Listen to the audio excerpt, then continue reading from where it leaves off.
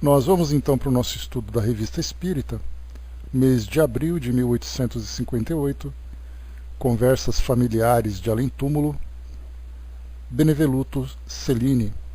Benevenuto Cellini, esse é o nome do espírito que nós vamos estudar hoje. Eu só vou trazer para vocês uma pequena biografia, que é importante a gente conhecer, né, essa personagem, antes de irmos para a entrevista aqui com Kardec. Então, o Benevenuto Cellini, ele nasceu no ano de 1500, em Florença, e desencarnou em 1571. Ele foi um artista da Renascença, assim como Michelangelo, Leonardo da Vinci e outros grandes nomes, né, que nós conhecemos da época do Renascimento cultural. Ele foi escultor, foi ourives e também escritor italiano. Benevenuto nasceu em Florença, onde sua família teve propriedades rurais por 3 gerações. Seu pai, Giovanni Cellini, construía e tocava instrumentos musicais. Sua mãe era Maria Lisabetta Granati. Era o segundo filho. Seu pai desejava que ele o ajudasse a fabricar instrumentos musicais, embora tivesse uma inclinação para trabalhar com metais. Mas concordou que aos 15 anos ele fosse aprender a profissão de ourives com Antônio de Sandro, chamado Marconi.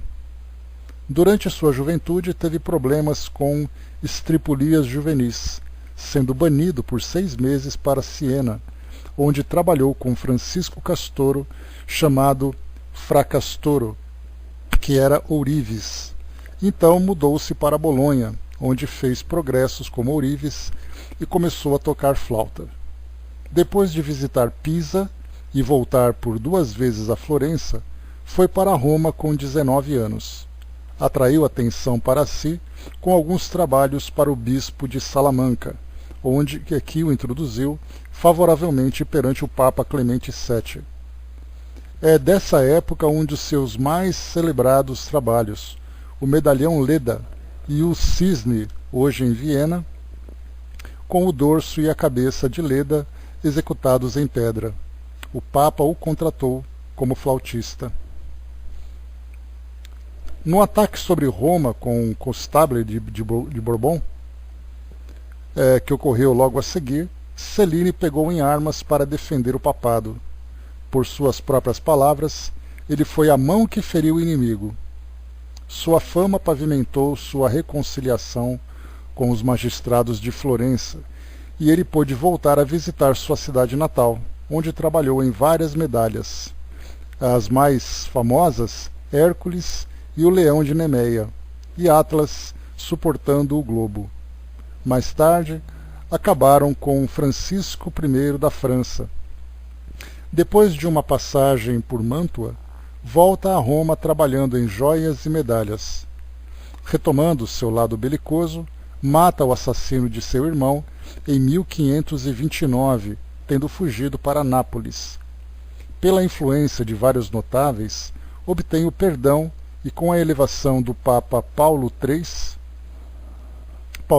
né, é reinstalado em seu cargo, não obstante o homicídio de um ourives, mais por acidente que por malícia, que comete nesse intervalo de tempo.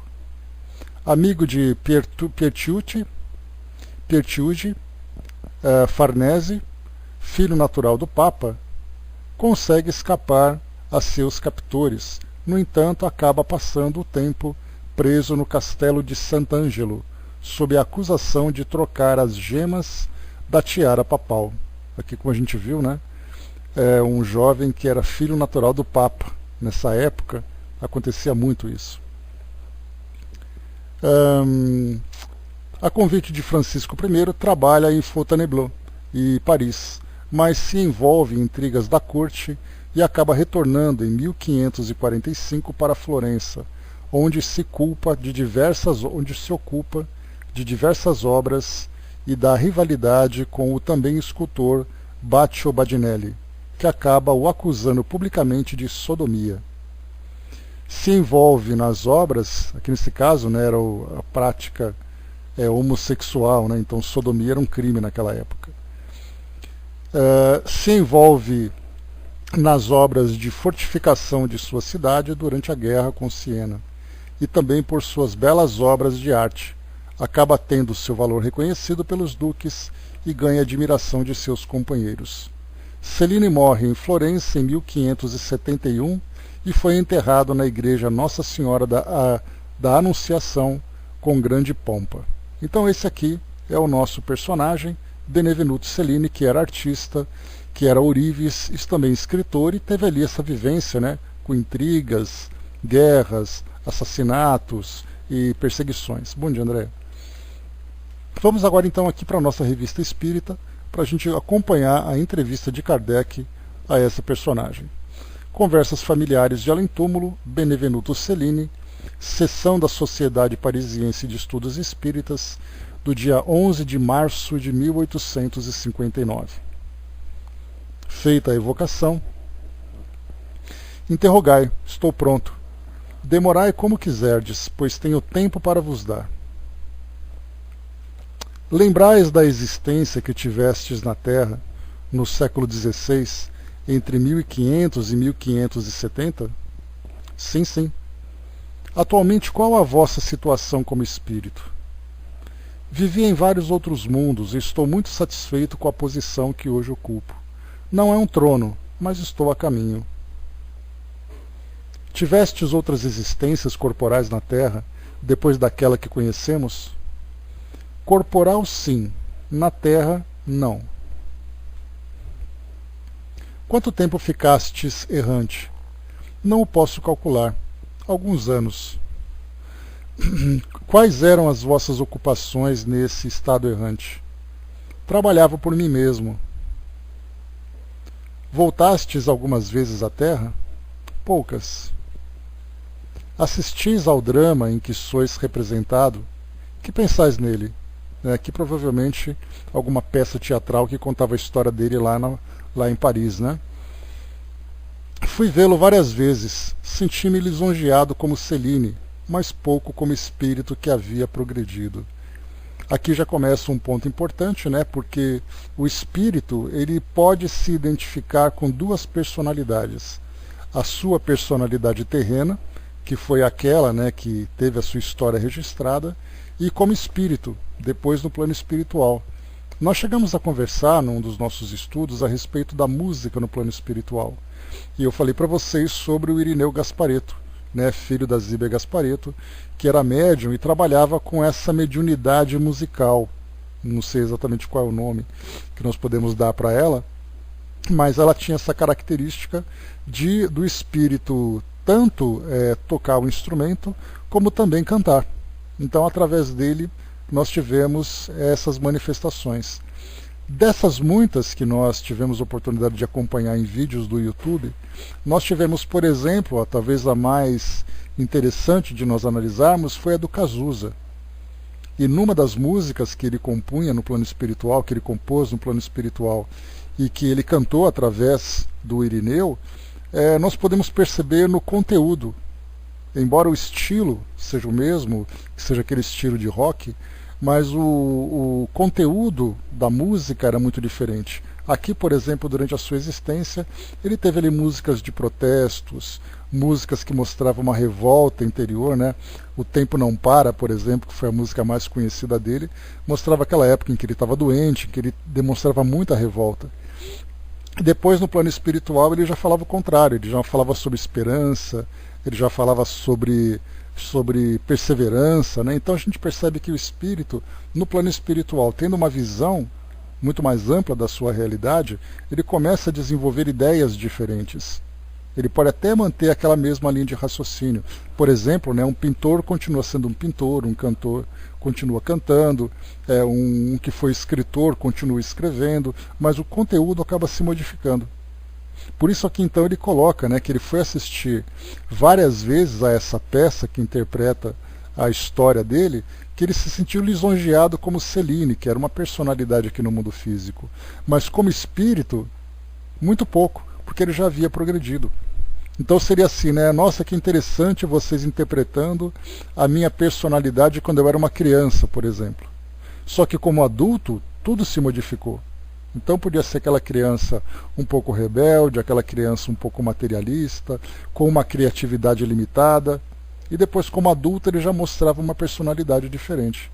Então é muito importante a gente lembrar dessa situação, porque os espíritos no plano espiritual, né, naqueles que demonstram um progresso, acabam se distanciando significativamente daquilo que viveram durante suas vidas aqui no mundo físico. Aqueles que foram para o plano espiritual e continuam ainda materializados, né, acabam sofrendo as mesmas situações que criou aqui no mundo físico, continua exigindo a mesma posição, continua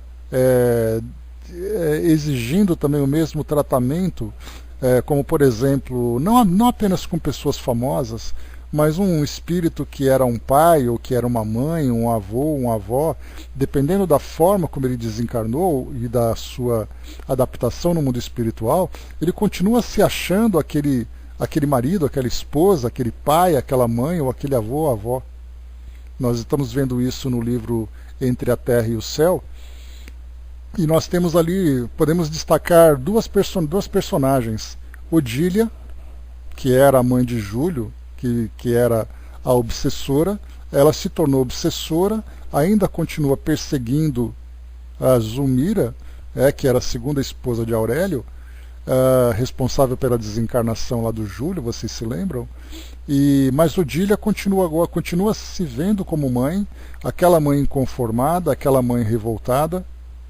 E o próprio André Luiz numa situação diferente. Se nós tivéssemos condições de identificar de fato André Luiz, bom dia, ajuda,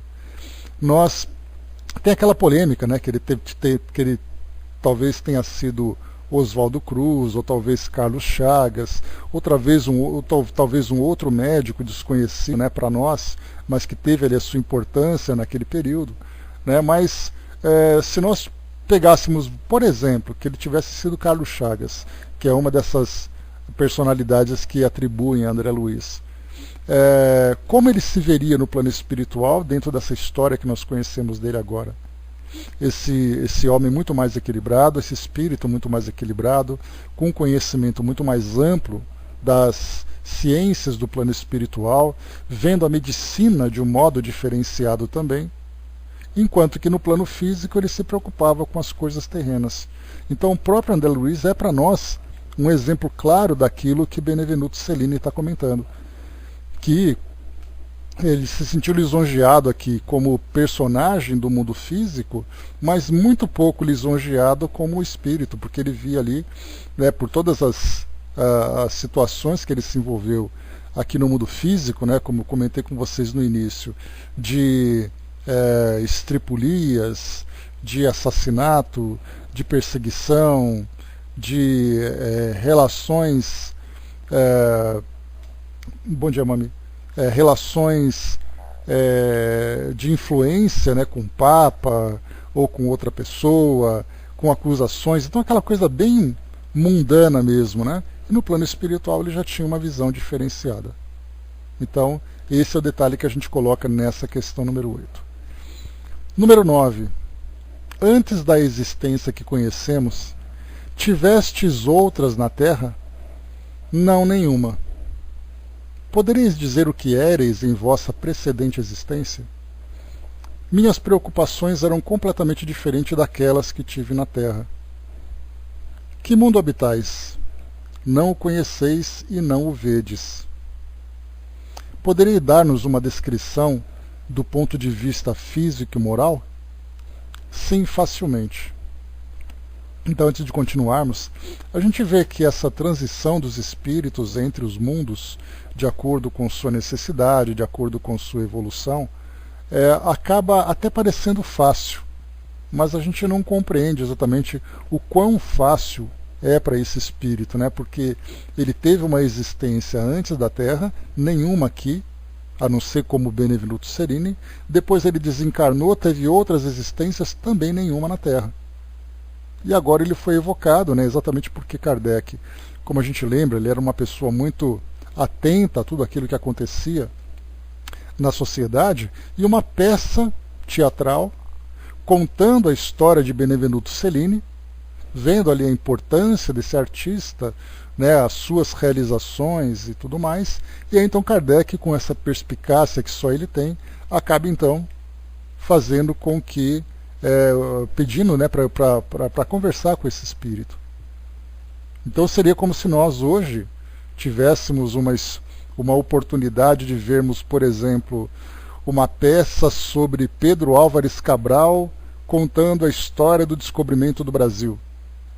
E aí então nós chegássemos no centro espírita e fizéssemos a evocação de Pedro Álvares Cabral.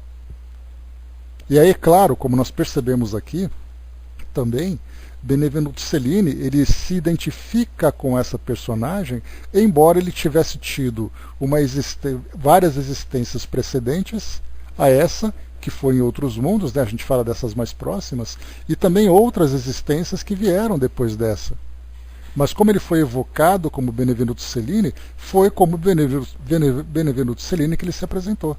A mesma coisa seria se nós evocássemos Pedro Álvares Cabral, ele viria como Pedro Álvares Cabral, embora já tivesse reencarnado várias vezes, talvez aqui no nosso planeta, talvez em outro mundo. Nós celebramos esse ano também 146 anos de Santos Dumont. Já pensou a oportunidade de nós evocarmos Santos Dumont? E aí contar um pouco da sua história, contar um pouco das suas realizações, se é que é possível dele se manifestar, porque há quem diga que ele já reencarnou e desencarnou aqui também. Alguns amigos do Chico disseram que tiveram como filho um jovem que desencarnou ali na flor da idade, vamos dizer assim, e que era Santos Dumont, que veio como um complemento. Mas aí então são histórias que vão contando.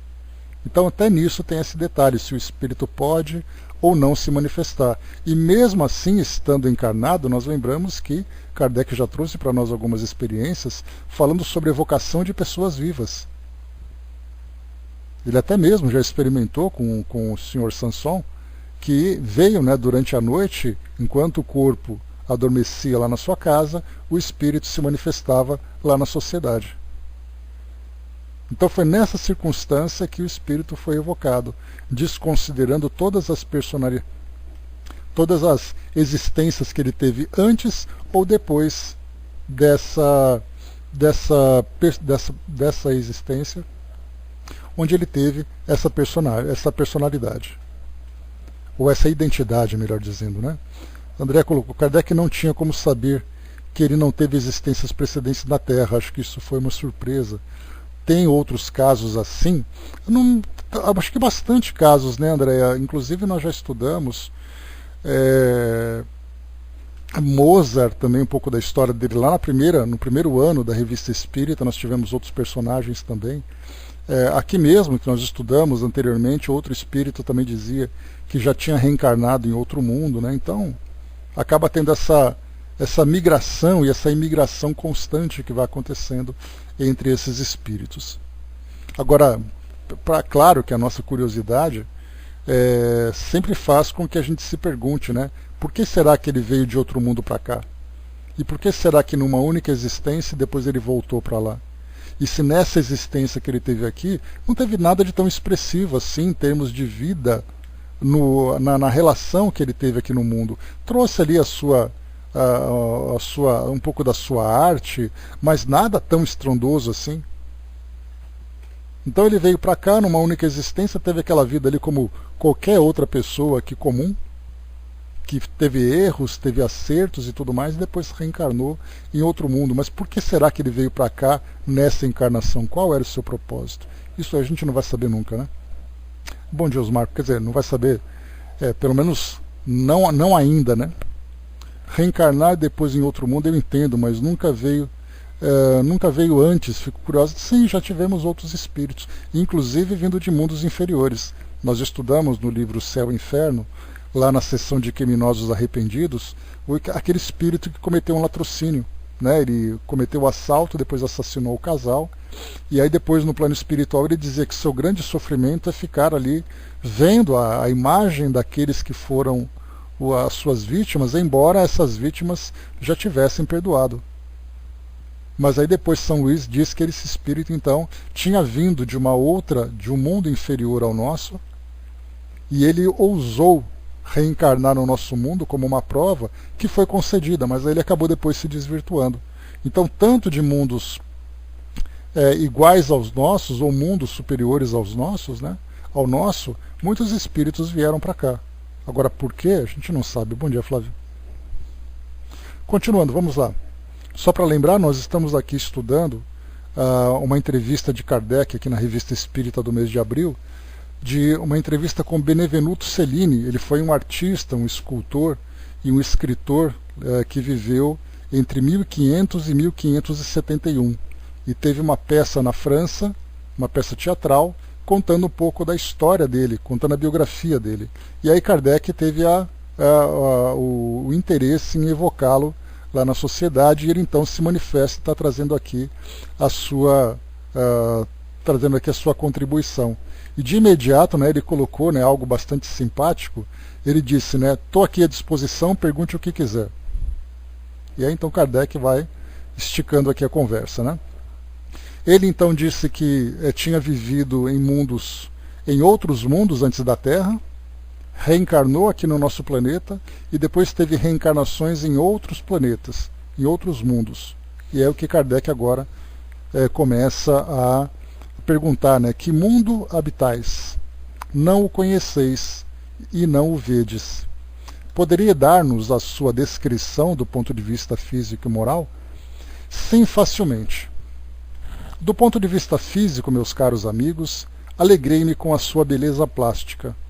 Ali nada choca aos olhos, todas as linhas se harmonizam perfeitamente. A mímica é a forma de expressão constante. Os perfumes nos envolvem e não temos nada a desejar para o nosso bem-estar físico, uma vez satisfeitas as necessidades pouco numerosas a que estamos submetidos. Só para lembrar aqui um pouquinho, rapidamente aqui. Bom dia, Mário.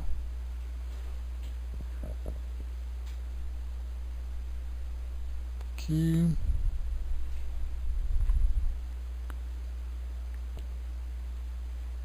Ou seja, né, a última existência dele foi então nesse mundo diferente aqui da Terra. Então ele continua.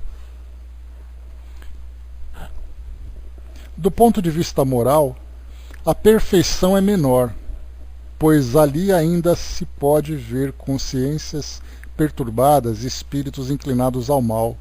Não será a perfeição, longe disso, mas, como já falei, é o seu caminho e todos esperamos um dia alcançá-la, né? Então, a vida precedente a essa que ele teve aqui no nosso planeta. Então, plasticamente, teve ali a sua beleza, mas do ponto de vista moral que ele colocou, a perfeição é menor.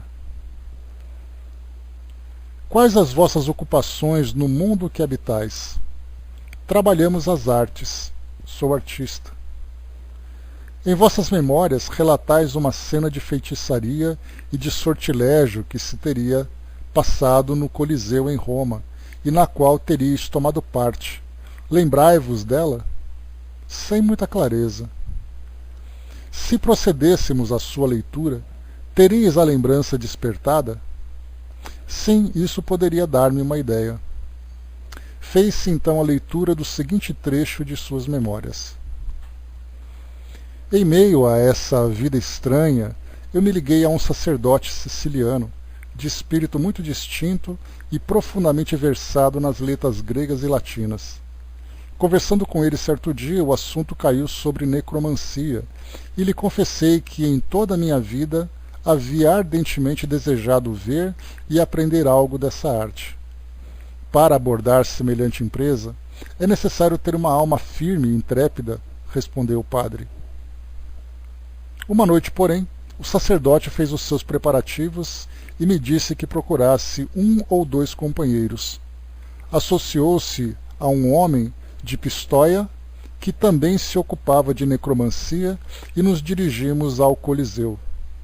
Aí o padre vestiu-se à maneira dos necromantes, depois começou a desenhar círculos no chão, com as mais belas cerimônias que se possa imaginar. Havia trazido perfumes preciosos, drogas fétidas e fogo. Quando tudo estava em ordem, ele fez uma abertura no círculo e ali nos introduziu, tomando-nos um a um pela mão. Em seguida distribuiu os papéis, pôs o talismã nas mãos de seu amigo necromante, encarregou os outros da vigilância do fogo e dos perfumes e finalmente começou as conjurações. Essa cerimônia durou mais de 1h30. O Coliseu encheu-se de legiões de espíritos infernais. Quando o sacerdote viu que eram bastante numerosos, voltou-se para mim, que cuidava dos perfumes, e disse: Benvenuto, pede-lhes alguma coisa. Respondi que desejava reunir-me à minha siciliana, Angélica. Embora não obtivéssemos resposta naquela noite, fiquei encantado com o que tinha visto. O necromante me disse que era preciso retornar uma segunda vez e que eu obteria tudo quanto pedisse, contanto que trouxesse um rapazinho ainda virgem. Escolhi um de meus aprendizes e trouxe ainda 2 dos seus amigos. Ele pôs-me nas mãos o talismã, dizendo-me que o voltasse em direção aos locais que me fossem designados. Meu aprendiz foi colocado debaixo do talismã. O necromante começou suas terríveis evocações, chamou pelo nome uma multidão de chefes de legiões infernais, exprimindo suas ordens em hebraico, grego e latim em nome do Deus incriado, vivo e eterno. Logo o Coliseu encheu-se de uma quantidade de demônios 100 vezes mais considerável que da primeira vez. A conselho do necromante, pedi novamente para me encontrar com Angélica. Ele se voltou para mim e disse: Não os ouvistes anunciar que dentro de 1 mês estarias com ela? E pediu-me que tivesse firmeza, porque havia 1000 legiões além das que tinham sido chamadas, acrescentando que eram mais perigosas e que, desde que haviam respondido ao meu pedido, era necessário tratá-las com brandura e despedi-las tranquilamente. Por outro lado, o jovem rapaz exclamava com espanto que percebia 1 milhão de homens terríveis que nos ameaçavam, e 4 enormes gigantes, armados dos pés à cabeça, que pareciam querer penetrar em nosso círculo. Durante esse tempo, o necromante, tremendo de medo, tentava conjurá-los, imprimindo à voz a mais doce entonação. O menino escondia a cabeça entre os joelhos e gritava: Quero morrer assim, estamos mortos. Então ele disse: Essas criaturas estão todas abaixo de nós, e o que vês não passa de fumaça e sombra. Assim, levanta os olhos. Apenas me havia obedecido, retomou. Todo o Coliseu queima e o fogo vem sobre nós. O necromante ordenou que fosse queimada Assa fétida. Encarregado dos perfumes, Agnolo estava semi-morto de pavor. A esse barulho e ao terrível mau cheiro, o garoto arriscou-se a levantar a cabeça. Ouvindo o meu riso, tranquilizou-se um pouco e disse que os demônios começavam a retirada. Permanecemos assim até o momento em que soaram as matinas. Disse-nos o jovem que só percebia alguns demônios, e mesmo assim a grande distância. Finalmente, quando o necromante concluiu os rituais e desparamentou-se, saímos do círculo. Enquanto caminhávamos para nossos lares pela rua Banque, ele assegurava que 2 demônios davam cambalhotas à nossa frente, ora correndo sobre os telhados, ora pelo chão. O necromante jurava que, desde que havia posto o pé num círculo mágico, nunca lhe havia acontecido nada assim tão extraordinário. Tentou depois convencer-me a unir-me a ele para nos consagrarmos a um livro que nos deveria proporcionar riquezas incalculáveis e fornecer-nos os meios de obrigar os demônios a nos indicar os locais onde se acham escondidos os tesouros que a terra guarda em seu seio. Após diferentes relatos mais ou menos vinculados ao que precede, conta Benevenuto como, ao cabo de 30 dias, isto é, dentro do prazo fixado pelos demônios, ele reencontrou sua Angélica. Né? Bom dia, professor. Então aqui esse relato, né, que foi publicado nas memórias de Benevenuto Cellini, contando essa passagem desse ritual do qual ele participou, né, do que ele viu, do que experimentou e do desejo que foi atendido. Então Kardec perguntou a ele se ele se lembra desse ritual, ele disse que não se lembrava muito, então aqui foi feita a leitura. Aí Kardec coloca: poderias dizer o que há de verdadeiro nessa cena? O necromante era um charlatão. Eu era um romancista. E Angélica, minha amante. Então só isso que foi respondido, né? Revistes Francisco I, vosso protetor? Certamente, ele viu muitos outros que não foram seus protegidos. Como julgáveis em vida e como o julgais agora? Dir-vos-ei como o julgava, como um príncipe e nessa condição, enceguecido por sua educação e por aqueles que o cercavam. Então nós vimos, né, na biografia, deixa eu pegar aqui o trechinho que ele fala de Francisco I. A convite de Francisco I, trabalha em Fontainebleau e Paris, mas se envolve em intrigas da corte e acaba retornando em 1945 para Florença. Então, foi só aquele protetor que ele teve na França.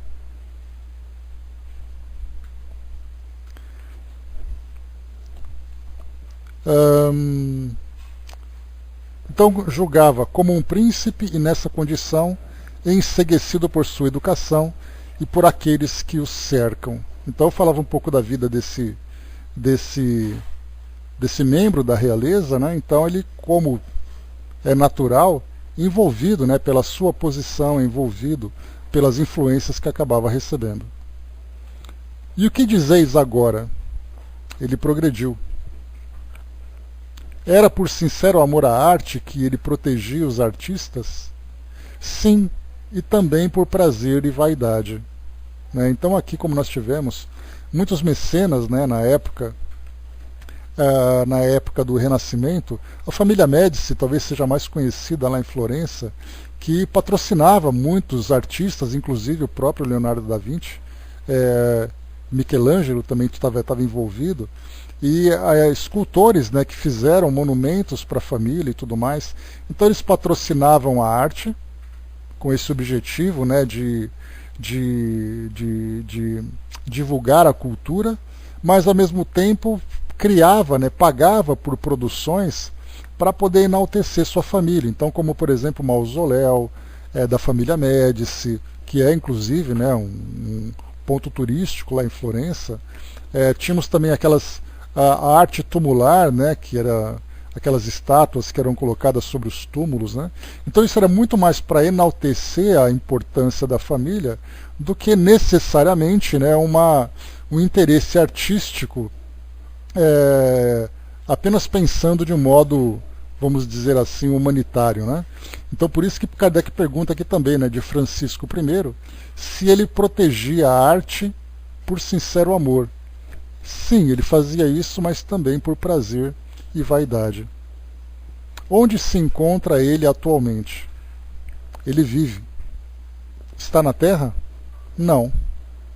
Se o evocássemos agora, ele poderia vir e conversar conosco? Sim, mas não pressioneis assim os espíritos. Que vossas evocações sejam preparadas com muita antecedência, e então pouco tereis de que perguntar aos espíritos. Assim vos arriscais muito menos de ser desenganados, porque isso acontece algumas vezes. Então aqui nesse caso a resposta veio de São Luís. Porque nesse trabalho que Kardec fazia de evocar espíritos conhecidos e desconhecidos, evocar personalidades e tudo mais, é uma curiosidade que nós temos na atualidade, né? Que interessante seria se nós pudéssemos fazer evocação de espíritos que nós conhecemos. Como, por exemplo, evocar o próprio Chico Xavier. Não precisamos necessariamente de artistas, de personalidades do mundo, né, da história do nosso país. Mas pegamos, por exemplo, o próprio Chico. A pergunta é, para que evocar ele? O que você espera obter de resposta? É a satisfação de uma mera curiosidade? Por isso a resposta de São Luís, mais uma vez aqui vou ler para vocês. Pode ser evocado Francisco I? Sim, mas não pressioneis assim os espíritos. Que vossas evocações sejam preparadas com muita antecedência, e então pouco tereis que perguntar aos espíritos. Assim vos arriscais muito menos de ser desenganados, porque isso acontece algumas vezes. Porque Kardec pensou, né, a gente poderia evocar o Francisco I agora? Sim, poderia, mas você vai perguntar o que para ele? Então ele fala, sempre importante fazer essa preparação, quem é o espírito que vai ser evocado, qual é a sua história, o que nós podemos perguntar para ele, e aí então faz aquela relação mais produtiva, né? Porque do contrário, o outro espírito pode tomar o lugar se passando por ele, já que o interesse é de mera curiosidade, aquela proteção moral do ambiente e do trabalho, ela acaba de se perder. Porque mesmo que seja uma curiosidade inocente, ela deixa de ter um valor moral. E por isso, então, né, facilita abrindo portas para essas influências, para esses espíritos. Kardec pergunta ainda a São Luís, na questão 24. Podereis fazer com que dois espíritos venham conversar? Sim. Nesse caso, seria útil ter dois médiuns? Sim, necessariamente. Nota. Esse diálogo ocorreu numa sessão e a ele voltaremos em nosso próprio próximo número. Então, o que Kardec pergunta é uma pergunta técnica que tem até a sua validade. Se, por exemplo, eu quisesse conversar com dois espíritos com o mesmo médium, como é que seria essa troca entre os espíritos para cada um trazer a sua mensagem? Por isso, então, São Luís colocou, né, a resposta que pergunta Kardec. Nesse caso, seria útil ter dois médiums? Sim, necessariamente. Mas será que o fenômeno poderia acontecer com um único médium? Provavelmente sim, já que o médium pode incorporar vários espíritos na sequência, né, como acontece nos trabalhos de assistência espiritual, mas seria algo bastante desgastante e bastante moroso também. Nesse caso, fazer a evocação de dois espíritos para conversar, muito mais interessante ter ali dois espíritos, né? Dois médiums. Inclusive, nós já vimos, numa das sessões da sociedade, Kardec vinha fazendo entrevista com o espírito, e outro espírito se manifestou através de outro médium e eles começaram a conversar. Conversar através da psicografia, algo muito curioso, discutindo filosofia, discutindo temas ali do ambiente de conhecimento deles, né? E continua aqui para nós. Sim, o Hermes, o que Kardec perguntou se era possível, foi aí que São Luís respondeu que não, que seria necessariamente, né, era preciso necessariamente ter dois médiuns, porque quando Kardec perguntou se poderia fazer evocação, estar com Benevenuto Cellini, que era o espírito que estava aqui evocado, e Francisco I, que era um príncipe, que era ali o seu protetor, Kardec perguntou se poderia fazer a evocação de Francisco I e se era preciso ter dois médiuns. Aí então São Luís respondeu que sim, era necessário dois médiuns. Voltando agora a Benevenuto Cellini. De onde procede vossa vocação para a arte? Importante essa pergunta, porque aí nós vamos começar a entender agora essa tendência que nós temos para determinadas atividades aqui no mundo físico. Então há para uns experiências que são muito mais marcantes, como por exemplo, nós tivemos a oportunidade de estudar sobre a vida de Frédéric Chopin através da história de Dona Ivone do Amaral Pereira. Chopin era um amigo muito próximo a ela, e aí então, conhecendo um pouco da história dele, ele esteve envolvido em artes durante várias encarnações. Então é aquele espírito que vem trazendo sempre essa tendência artística e tendo a oportunidade de colocá-la em prática, embora em segmentos diferentes da arte, na arquitetura, na escrita, na música, na pintura. Então, os espíritos vão variando. Nós temos aqueles espíritos com uma tendência à filosofia, portanto, várias existências, caso o espírito não tenha nenhum impedimento relacionado àquela prática, porque nós lembramos que nós podemos ter, por exemplo, um cientista que utilizou o seu conhecimento para algo muito negativo. Numa outra existência, ele vem com um obstáculo para a manifestação do seu intelecto devido à necessidade de expiação.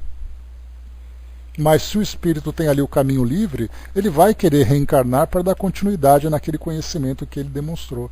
Então pode ser de filosofia, pode ser relacionado à religião ou espiritualidade, pode ser relacionado a uma atividade específica aqui do mundo físico. O indivíduo que é um empresário, por exemplo, em várias encarnações ele vem como administrador, né? Então, de onde procede vossa vocação para a arte? Resultaria de um desenvolvimento especial anterior? Sim, por muito tempo estive ligado à poesia e à beleza da linguagem. Na Terra aprendi-me a beleza como reprodução. Hoje ocupo-me dela como invenção. Então olha só as várias atividades que ele realizou. Poesia, escrita, depois veio, no caso de ourives, né, e também como escultor, e agora trazendo invenções. Tudo é arte.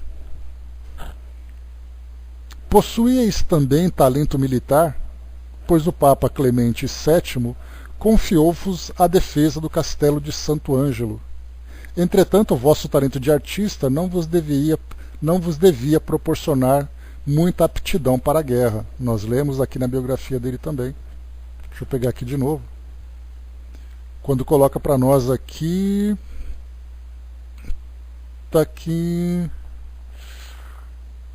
que ele foi, então, né, atraiu atenção para si com alguns trabalhos para o bispo de Salamanca, que o introduziu favoravelmente perante o Papa Clemente VII.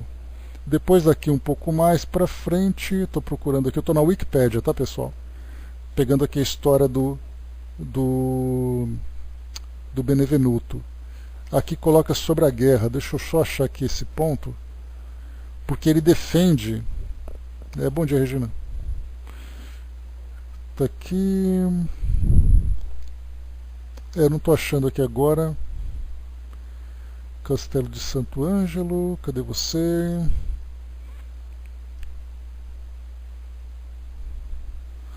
Passou um tempo nesse castelo, mas aqui fala, né, sobre que ele lutou em defesa do Papa, né?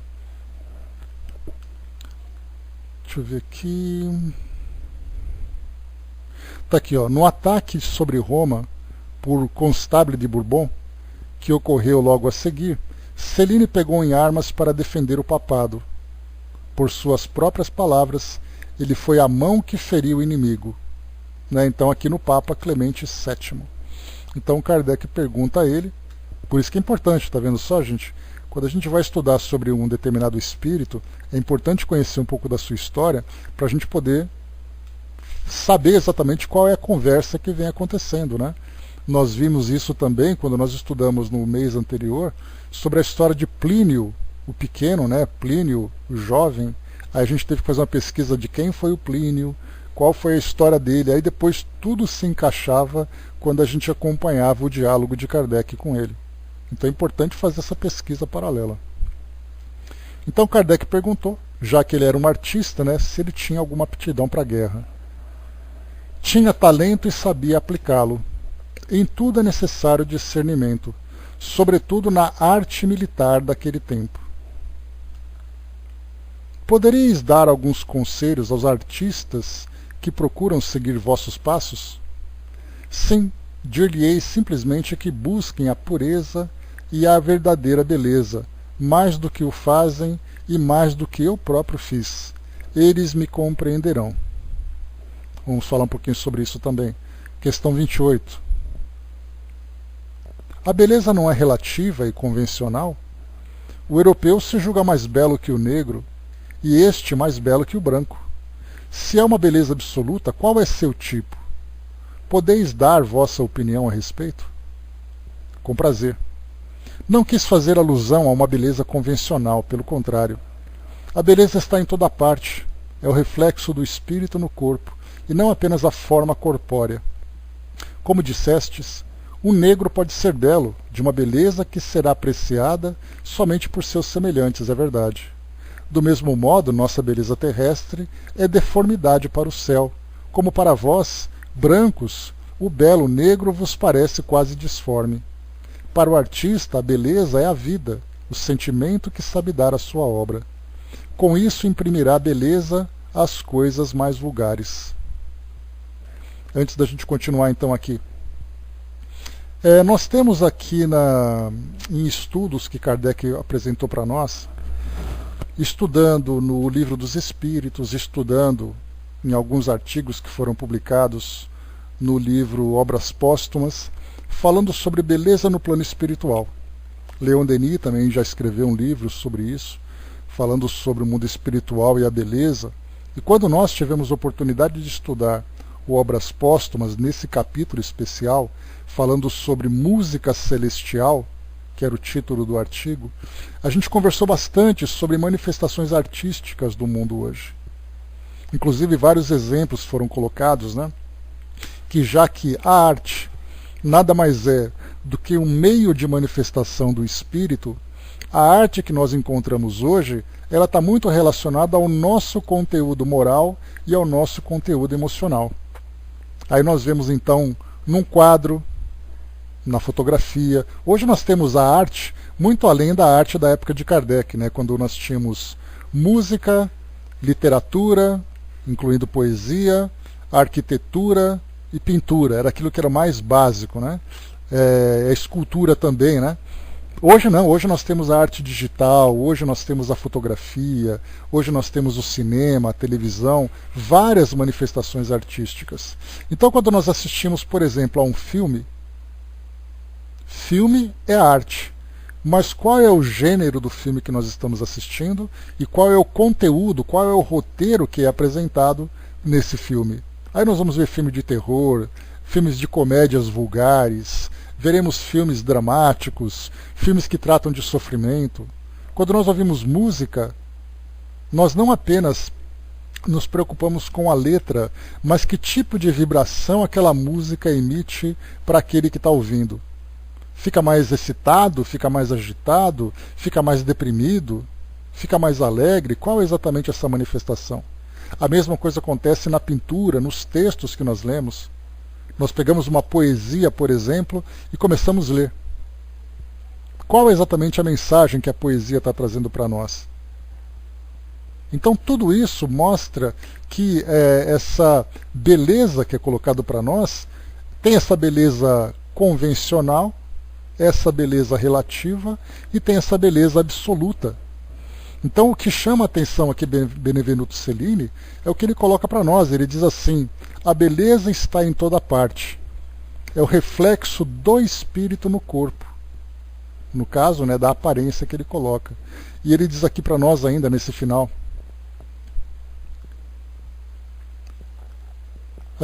Deixa eu ver aqui. Só um instantinho, ele diz aqui em cima para nós. Da 27, né?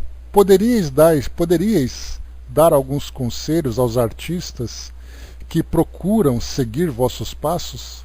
Sim, dir-lhe-eis simplesmente que busquem a pureza e a verdadeira beleza, mais do que o fazem e mais do que eu próprio fiz. Eles compreenderão.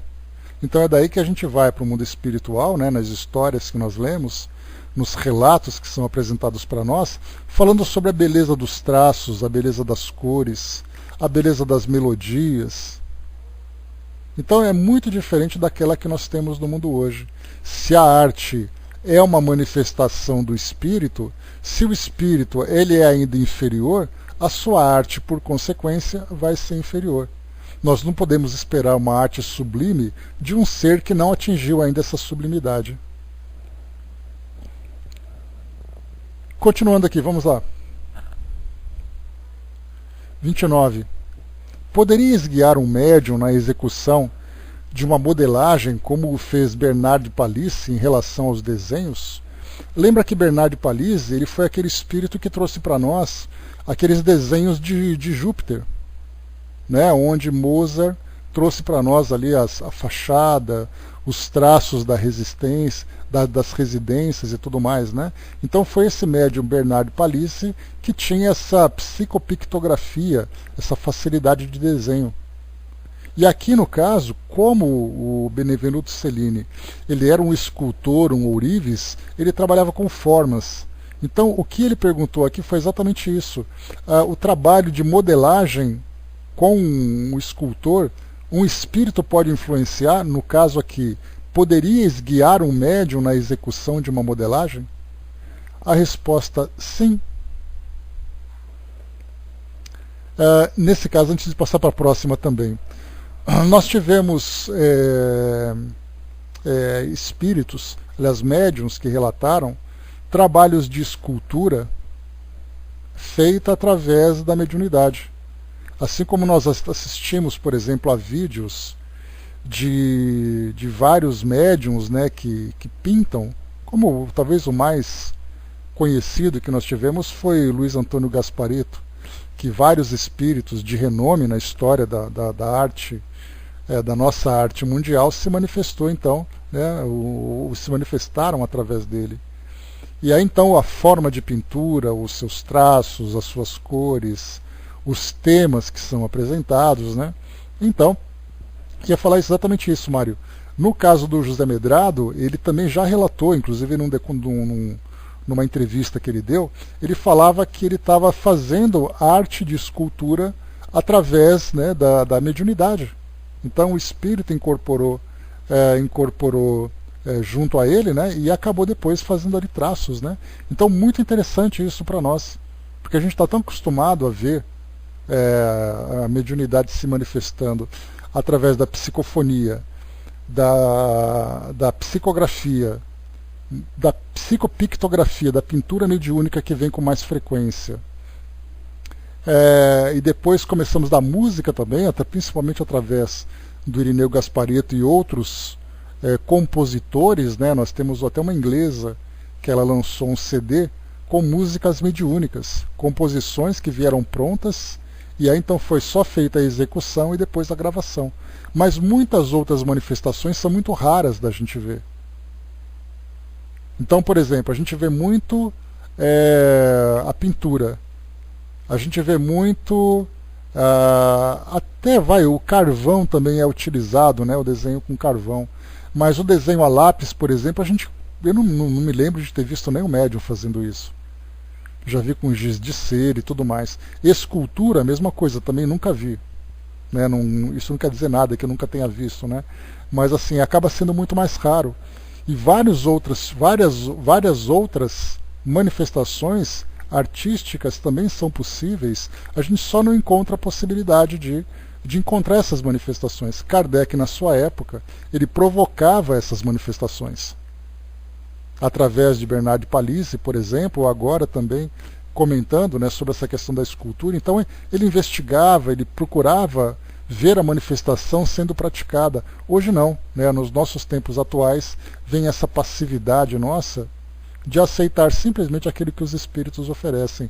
A gente não pede para os espíritos fazerem as coisas como Kardec fazia na sua época. Dudu colocou, né, será que Aleijadinho não estaria nessa? Vai saber, né, Dudu?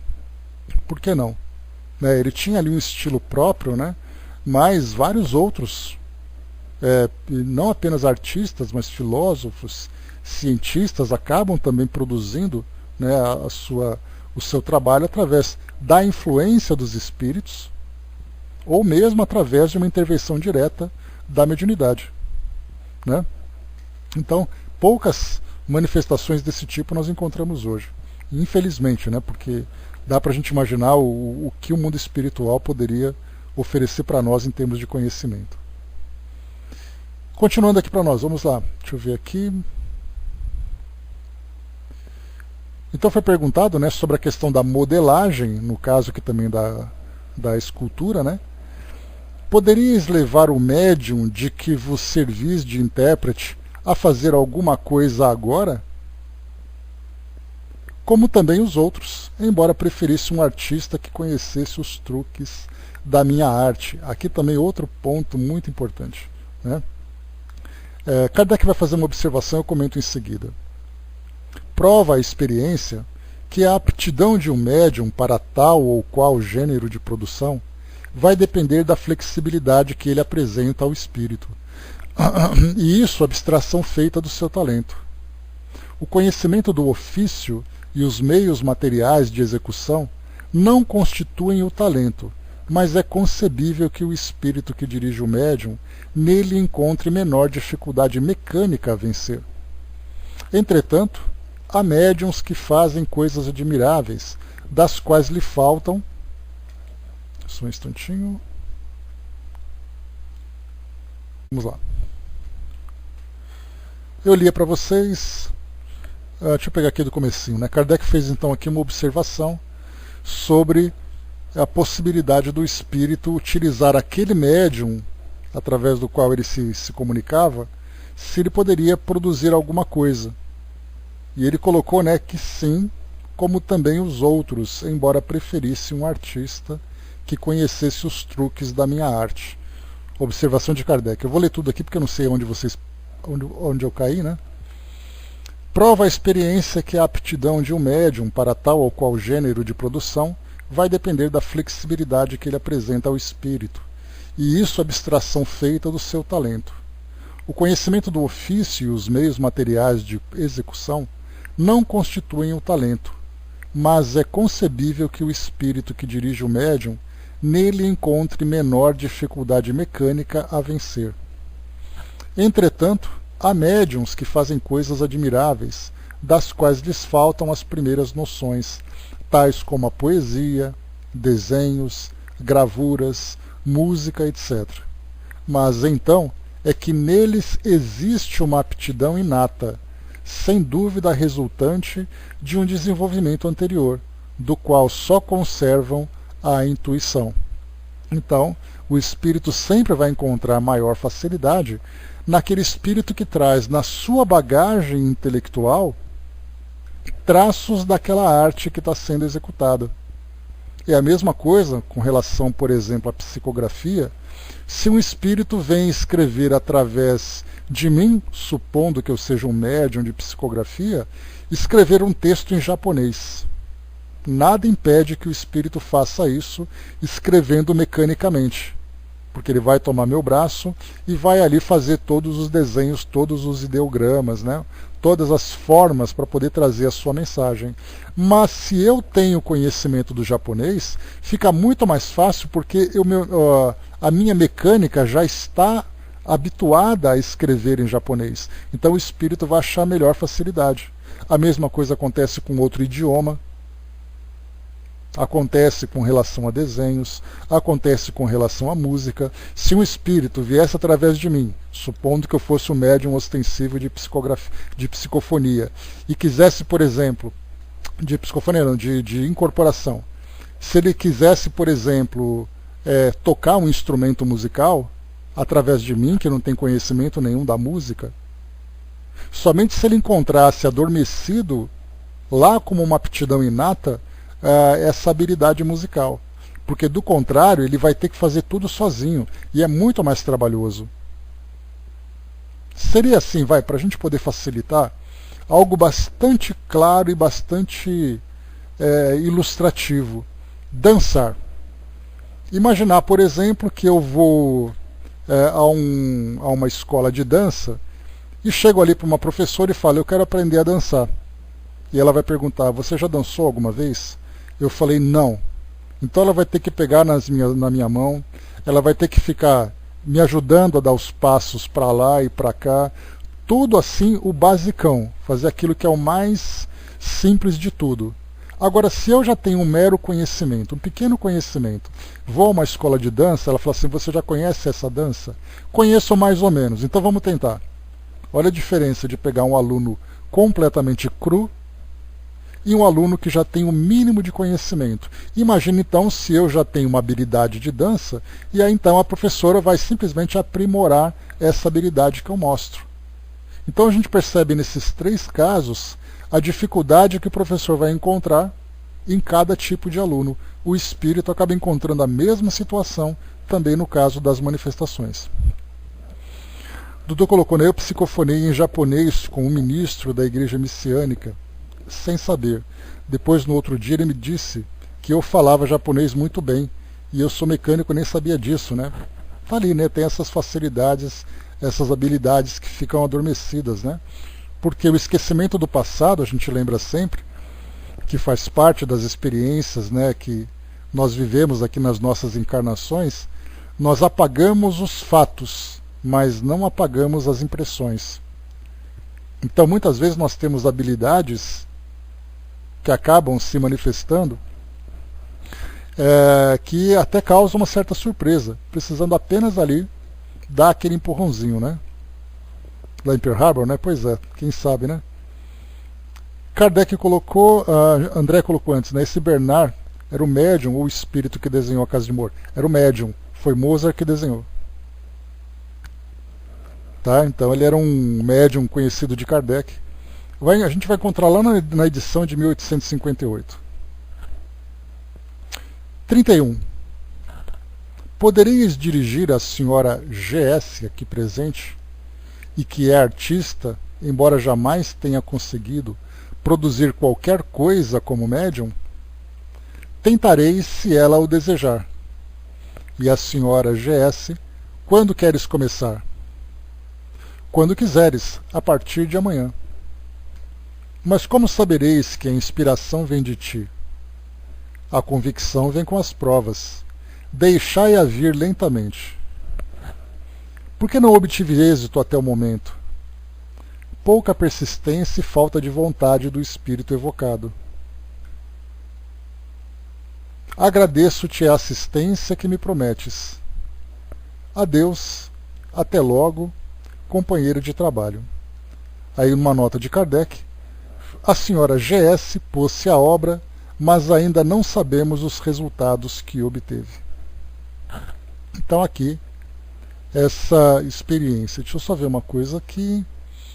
Tá, então essa entrevista, né, com Benvenuto Cellini, isso trouxe para nós um conhecimento bacana, né, a respeito não apenas da evolução desse espírito, da forma como ele se via no mundo físico e o seu estado novo no plano espiritual, mas também com essa ideia da arte, né? Então, assim, para quem gosta de arte, estudar, por exemplo, a parte das manifestações de Mozart, estudar essa entrevista de Benvenuto Cellini e começar a fazer uma compilação dos ensinamentos, né, vai trazer uma riqueza, vai trazer informações muito ricas para nós. Deixa eu ver mais aqui, tem mais uma evocação que Kardec colocou aqui na nossa fileira. Foram 3. Vou ler essa segunda aqui agora, aproveitar. São poucas questões.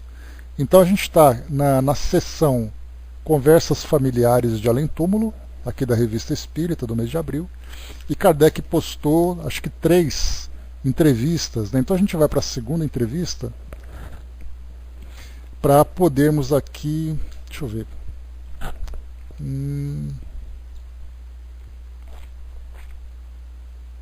Não, melhor deixar para outro...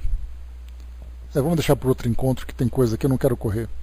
Senão a gente acaba perdendo aqui a riqueza, né? E no próximo, então, nós faremos aqui o senhor Gerhard Codenberg, antigo aluno da Escola Politécnica, membro de várias sociedades científicas, autor de um livro intitulado Le Monde Espiritual, né? Ou a Ciência...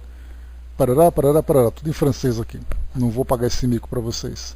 Falecido em novembro de 1858 e evocado na sociedade no dia 14 de janeiro seguinte. Aqui então nós temos essa entrevista, que vai aqui até a pergunta número 13. São apenas 13 questões, né? E depois, a próxima entrevista, que é a que eu estou esperando aqui ardentemente, né, o senhor Poitevin, aeronauta, então, dos espíritos, né, ou dos indivíduos que viveram a experiência, né, de desenvolver as ciências aeronáuticas que nós ali conhecemos, né, culminando em Santos Dumont, lá no começo do século XX, lembrando que Santos Dumont já fazia esses trabalhos, estudos de aerostatos, de balões, né, no final do século XIX, e esse senhor Poitevin, ele era um estudioso também de balões. Então eu até fiquei aqui pensando que com certeza Santos Dumont teve contato com o trabalho desse senhor Poitevin para inspirá-lo, né, porque a gente lembra sempre que essas ciências elas vão se sucedendo. Então um cientista traz uma ideia, o outro pega um pouco dessa ideia e aprimora e vai se aprimorando nessa grande cadeia, né, de desenvolvimento. Então para mim, com certeza, pelo fato do senhor Poitevin estar na França, estar estudando balões e Santos Dumont estudar também balões na França, eu acho que eles tiveram ali um contato, pelo menos no que diz respeito à ciência que eles desenvolveram, já que o senhor Poitevin acabou desencarnando muito antes, né, acabou desencarnando em 59, né, 2 meses antes, foi em 58, né, e Santos Dumont já não tinha reencarnado ainda nessa época. Então aqui não vejo a hora de estudar um pouco sobre esse artigo também. Dudu colocou aqui, né, André colocou, foi muito interessante, mas não gostei, porque ele disse que vai continuar num próximo número. Pois é, mas o próximo número que ele vai continuar, André, é outro tema. Porque aqui dessa parte da senhora GS, eles não têm mais continuidade, né? Já acabou aqui a história. Tanto que ele coloca aqui, né, no final da nota, né, a senhora GS pôs-se à obra, mas ainda não sabemos os resultados que obteve. O que ele coloca que vai ter no próximo foi essa passagem aqui conversando com o São Luís. Deixa eu pegar aqui o trechinho. Aqui, na questão número... Tá aqui, ó, no 23 e 24. Se dois espíritos podem conversar com o mesmo médium. Aí Kardec coloca aqui numa nota, né? Esse diálogo ocorreu numa outra sessão. A ele voltaremos no próximo número. Então esse é o assunto que ficou pendente e que vai se estender depois no próximo número. Então é isso, pessoal. Fechando aqui então o nosso estudo de hoje. Conhecemos um pouquinho da história de Benevenuto Cellini. Vimos aqui a sua evolução, saindo, né, da sua condição de encarnado para desencarnado. Vimos ali os mundos, né, onde ele viveu, de onde ele veio, para onde ele vai, ou melhor, vimos que ele veio de algum lugar e vai para algum lugar, sendo que esses lugares não são aqui no nosso planeta. E ele teve aqui trazendo a sua contribuição dentro das artes, mas como um espírito em evolução, ele acabou se envolvendo nas intrigas naturais daquela época, com guerra, com assassinato, com perseguição, com fuga, com influências e tudo mais, né? Então, ele um espírito comum. Assim como nós tivemos a própria história de Mozart também aqui no nosso mundo, né? Para quem conheceu a biografia, né, de Mozart, de Amadeus, ou melhor, né? De Mozart, né? Então, para quem assistiu ao filme Amadeus, viu ali todos os envolvimentos dele, as dificuldades morais que ele vivenciou. Quem não assistiu ao filme Amadeus perdeu uma das obras-primas do cinema aqui do nosso tempo contemporâneo, né? Um filme premiado com Oscar e tudo mais. Então conta a história de um espírito que, Mozart sendo Mozart, mas vivendo todas as dificuldades de um mundo material, de um mundo com vícios, um mundo com egoísmo, com orgulho. Então a gente fica até assim meio surpreso quando olha para a história de Mozart aqui no Livro dos Espíritos, vendo, né, habitando Júpiter, um mundo para espíritos elevados, sendo que ele teve uma vida muito materializada aqui, né? Então o espírito evoluiu, o espírito passa por transformações e a sua a habilidade artística foi o que prevaleceu, né? André colocou, né, maravilhoso, impactante, porque ele era muito difícil, muito temperamental, sim. né? Então o que ele tinha de beleza artística